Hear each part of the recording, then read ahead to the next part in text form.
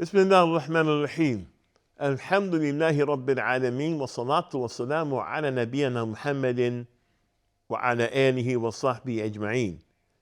Dear viewers, Assalamu alaikum rahmatullahi wa barakatuh, and welcome to our program Building Faith in Allah. Our discussions have been about the faith in Allah subhanahu wa ta'ala as prescribed by the Quran and as prescribed by the Sunnah, meaning the statements, the actions, and the approvals of the Messenger of Allah sallallahu alaihi wasallam. We reached a point where we were talking about worshiping Allah must be done toward Allah alone with no partners. Allah must be worshipped alone without any partners or associates. Ibadah, dear viewers, is accepted by Allah if it contains two conditions. One, sincerity to the one being worshipped. Allah only accepts deeds that are done for His sake. He says, وَمَا أُمِرُوا إِلَّا لِيَعْبُدُوا اللَّهَ مُخْلِصِينَ لَهُ الدِّينَ. And they were commanded that they should worship Allah and worship none but Him alone, abstaining from worshiping partners to Him. And this is found in Surah Al-Bayyinah, verse 5. And He says, subhanahu wa ta'ala, أَنَّا لِلَّهِ الدِّينُ الْخَالِصِ. Surely the religion, the worship, and the obedience is for Allah only. And this is found in Surah Az-Zumar, verse 3. And He also says, قُلْ لِلَّهَ أَعْبُدُ مُخْلِصًا لَهُ الدِّينِ. Say, O Muhammad sallallahu alaihi wasallam, Allah alone do I worship. And this is also found in Surah Zumar. And that's the first condition for Allah to accept acts of worship from the worshipers. There has to be sincerity. The second quality, the second condition that acts of worship must contain to be accepted by Allah is they must be done according to the guidance of the Messenger of Allah, Muhammad ibn Abdullah, salawatullahi alayhi wa ala alihi wa sahbihi ajma'in. Allah Azza wa Jal says, وَمَا آتَاكُمَ الرَّسُولُ فَخُذُوهُ وَمَا نَهَاكُمْ عَنْهُ فَانْتَهُوا. And whatsoever the Messenger Muhammad sallallahu alayhi wa sallam gives you, take it. And whatsoever he forbids you, abstain from it. And this is found in Surah Al-Hashr, verse 7. And He Ta'ala says, فَلَا وَرَبِّكَ لَا يُؤْمِنُونَ حَتَّى يُحَاكِمُوكَ فِي مَا شَجَرَ بَيْنَهُمْ ثُمَّ لَا يَجِدُوا فِي أَنفُسِهِمْ حَرَجًا مِمَّا قَضَيْتَ وَيُسَلِّمُوا تَسْلِيمًا. But no, by your Lord, they can have no faith until they make you, meaning Muhammad sallallahu alaihi wasallam, the judge in all disputes between them, and find in themselves no resistance against your decisions, and accept them with full submission. And this is found in Surah An-Nisa, the 4th chapter or Surah of the Quran, verse 65. In light of these absolutely essential conditions for Allah's acceptance of acts of worship, the Messenger of Allah sallallahu alaihi wasallam, may Allah raise his rank, said, "Man ahdatha fi amrina hada ma laysa minhu fahuwa rad." If anyone introduces into our matter, meaning Islam, something which does not belong to it, that thing will be rejected. In Islamic religion, no consideration is given to acts of worship unless they are done sincerely for the sake of Allah and done correctly according to the Sunnah of the Messenger sallallahu alaihi wasallam. And this is a particular challenge for new Muslims. People becoming Muslim should focus and be focused upon making their worships sincerely for Allah and make sure they are done correctly according to the Prophet's instructions, according to his guidance, according to his Sunnah. قال فضيل ابن عياض في تفسير قوله تعالى الذي خلق الموت والحياة ليبلوكم أيكم أحسن عملا هو العزيز الغفور هو أخلصه وأصوبه. قالوا يا أبا علي ما أخلصه وأصوبه؟ فقال إن العمل إذا كان خالصا ولم يكن صوابا لم يقبل، وإذا كان صوابا ولم يكن خالصا لم يقبل حتى يكون خالصا صوابا. الخالص أن يكون لله، والصواب أن يكون على السنة. ثم قرأ قوله تعالى فمن كان يرجو لقاء ربه فليعمل عملا صالحا ولا يشرك بعبادة ربه أحدا. Fudail ibn Iyad, may Allah have mercy upon him, commented upon about the meaning of Allah's statement, He who has created death and life, that he may test you, which one of you is best indeed? And this is found in Surah Al-Mulk, the surah number 67, verse 2. He commented that it meant the most sincere and the most correct. The one who's ahsanu amala, the best indeed, is the one who does it most sincerely and does it the most correctly. He was asked, Abu Ali, what is the most sincere and the most correct deed? He replied, if a deed is done correctly, but not sincerely, it will not be accepted by Allah. And if it is sincere, but not correct, it will not be accepted. If it is done sincerely and not correctly, it will not be accepted. And people cannot take for granted that they're doing something sincerely unless they were taught how to do it, or doing it correctly unless they were taught how to do it. People must be taught to do the deeds, taught to do the worships. It doesn't come to them through falling down on them from the sky. And if it is sincere and not correct, it will not be accepted. He went on to say the sincere deed is the one that is done for Allah Azza wa Jal. And the correct deed is the one done according to the Sunnah. And then he recited Allah's statement, so whoever hopes for the meeting with his Lord, let him work righteousness and associate none as a partner in the worship of his Lord. And this is found in Surah Al-Kahf, the cave, Surah 18, verse 110.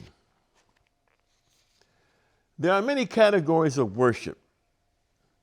Every righteous act is loved by Allah and gains his pleasure, or action done, whether done openly or secretly, is a category of ibadah. Every act which Allah loves and gains his pleasure, whether done openly or secretly, is an act of ibadah, whether it's a statement or an action. Let's discuss some of these categories. Now, the majority of what we're going to discuss right now are acts of ibadah that take place in the heart. And then some that take place across the tongue.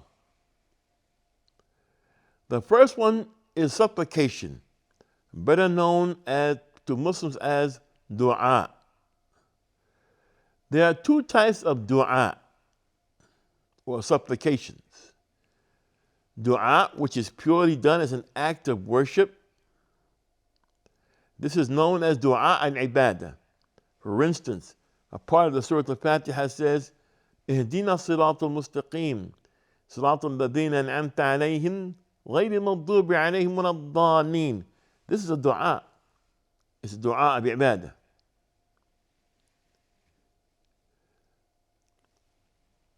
The other type is dua in which the servant is requesting something from Allah, known as dua al-mas'ala, the supplication of request. Allah says, فَادْعُوا اللَّهَ مُخْلِصِينَ لَهُ الدِّينَ.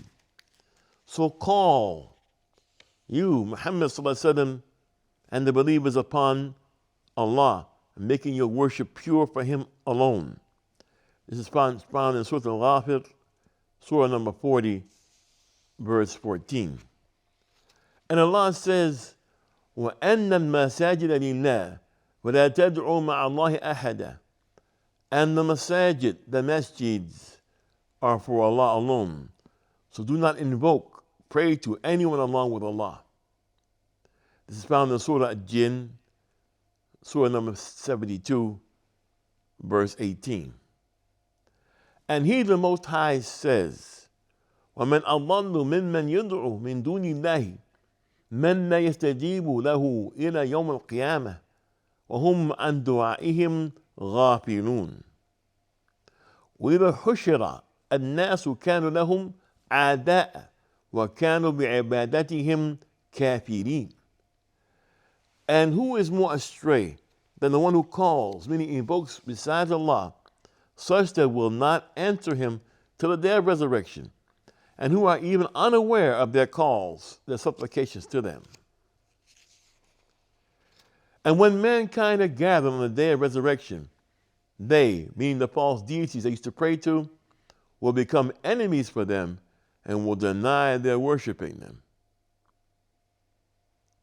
Dear viewers, when considering the evidence that was just covered, it is clear that in the religion of Islam, whoever supplicates, makes dua to, prays to, other than Allah, whether it is dead or alive, to ask for something that only Allah has the power to do, the one making the dua is an unbelieving polytheist, meaning a mushrik kafir. If a request is made to a living person who has the ability to grant the request, such as asking someone for food or something to drink, there's no problem. However, if the person being asked is dead or not present, because dead people and those who aren't present cannot grant a request like that. Someone is not in the room and you say, you're praying to them, give me something to drink, and he's not there. That's not done. That is incorrect.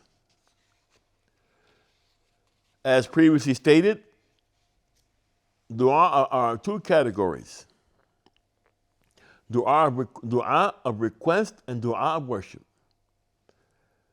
The dua of request, dua al-mas'ala, means that a person is asking Allah for the good of this world and the good of the hereafter. Whereas dua of worship, dua al-ibadah, is composed of all words that bring the servant close to Allah, openly and or secretly. This is worship because the servant of Allah is requesting with the statements of his or her tongue and the language of his condition, is seeking Allah's acceptance of the worship and seeking His reward. Everything in the Quran concerning dua and the prohibition of supplicating to other than Allah, as well as the praise of Allah for those who supplicate to Him, involve both dua of request and dua of worship.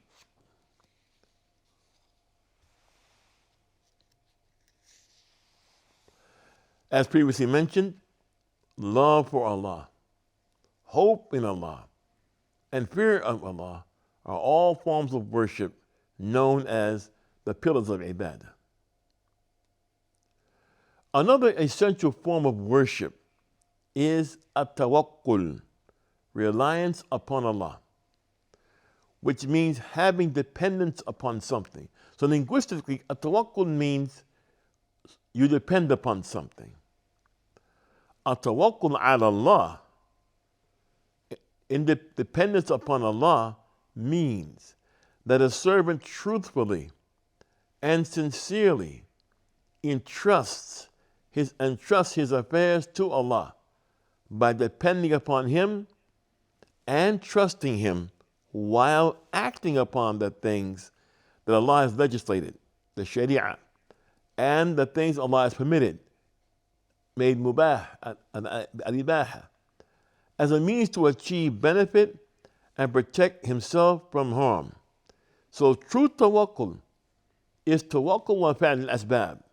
The person trusts in Allah, but does the things that will bring him what he needs, and does the things that protects him from danger. This is true tawakkul. Not just sitting and saying, I trust in Allah and do nothing. That is not tawakkul. Tawakkul is when one puts his trust in Allah sincerely and believes in that, while at the same time is taking the means that Allah made legal to worship Him, taking the means that Allah made permitted for him to work or to build structures or to raise children, and doesn't sit inactive. Allah says, وَعَلَى اللَّهِ فَلْيَتَوَكَّلُوا إِن كُنتُم مُؤْمِنِينَ. And put your trust in Allah if you are believers indeed. And this is found in Surah Al-Ma'idah, verse number 23. And He says, وَمَن يَتَوَكَّلْ عَلَى اللَّهِ وَهُوَ حَسْبُهُ. And whosoever puts his trust in Allah, then He will suffice him, and He will be enough for him. Other forms of ibadah include al-raghbah, which is a category of hope that is defined as a love of achieving what you are hoping for.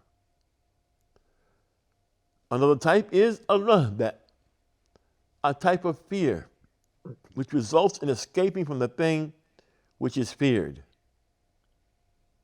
Another type of ibadah is al-khushu', which is when someone humbles himself to the great majesty and true power of Allah by submitting his heart and his soul to what Allah has ordained for him in the universe and in the religion. More about these aspects of ibadah, inshallah, in our next episode. I'm Talib Abdullah for the Sharjah Broadcasting Authority. Thank you for the privilege of your time. Assalamu alaikum wa rahmatullahi wa barakatuh.